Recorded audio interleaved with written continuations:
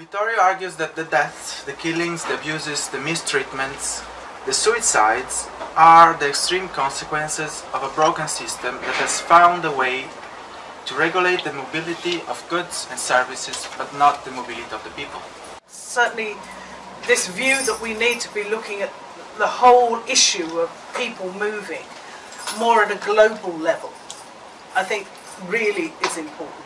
So I do think we need to look at this globally, and I think that the instruments and the challenges that you're setting out in the book are actually very important in that. But I was saying today I was supposed to have been at a meeting on the next stages of the Stockholm programme and was wishing that I'd read this before I put my notes down on paper to send in for it, because I think there's some very powerful challenges there about that more global dimension. Well, I think yes, there is a war against immigrants, and I think the book describes this very clearly in terms of you really take us into the day-to-day life of the migrants all over the world, and I find it very nice to read as well, because then you really see their daily struggle, their obstacles, their hopes, the problem they're facing, and so it's a nice journey with the migrant, I think, and clearly you take out of that there is a war on the one hand, but on the other hand, I think we also need to recognize that a lot of countries, and I would include the European Union in those countries, at least some countries in the European Union,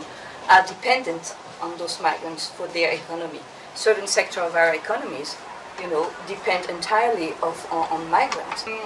The only way they can actually meet that demand is by using the services of smugglers, of traffickers, and being exploited on the way, and then being exploited in the country because of their conditions of being undocumented. You create the conditions for exploitation. The laws create the conditions for this very exploitation. The provocation in the book, I think I would love to say that it's just a journalistic provocation, but unfortunately the war against immigrants, I mean, we actually see that happening now in Greece, for example. We see paramilitary groups attacking migrants on the streets. So that's one part of a very extreme part of the war that we actually do see, but then there's also the more subtle kind of warfare, or the more subtle wording, like we find it normal that we read in policy documents about fighting and combating.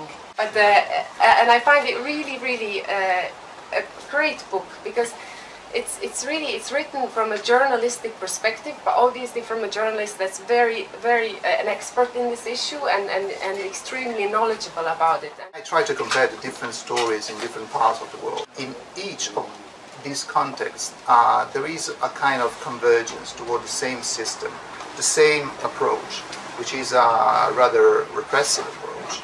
If you look at what has happened over the last 3 years, from the Occupy movement to the Indignados to the Arab Spring, you see the actual potential for conflict there. And migrant workers are part of this conflict. They're an indispensable part of this conflict. The new generation of migrant workers, they help and reinvigorate much the social movements and the labor organizations, because again they bring with them this community culture. And this conflictual culture, of course, by conflict I mean a peaceful and democratic conflict. But can you talk a little bit about the mechanics of how exactly migrant workers can organize themselves? I mean, you said they're more self-aware, they have Facebook, Twitter, they communicate, but is the element of fear gone? In doing the research for this book, did you see any links or support from second and third generation migrant communities? But ultimately what I find problematic about the European model is that people, whether they have been here first generation or third generation, are always referred to in relation to the country that their parents came from, and they never become citizens of the country that they actually live in.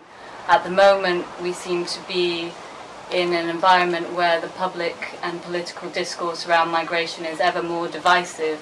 So I was just wondering, particularly for you as a journalist, but also for Claire, in terms of the labour movement and with anybody else, if you really see any real potential for bringing together these movements and how we can pragmatically do that in the current context. farm workers, mostly African workers, in somewhere close to Naples. One day they decided they wanted to strike, so they went very early morning to the roundabouts where the hires used to go and pick them up. And they had big banners saying, and pickers saying, today I will not work for less than 50 euros.